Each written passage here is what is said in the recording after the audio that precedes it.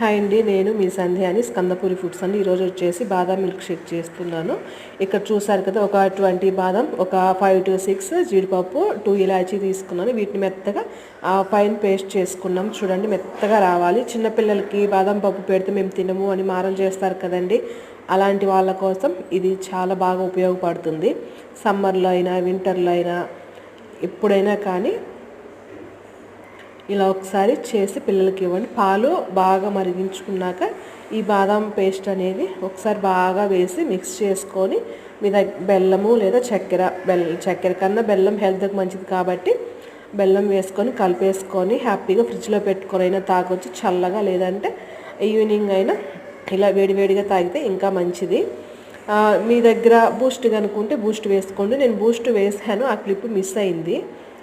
ఇలా ఇది ఒక 1/2 లీటర్ పాలు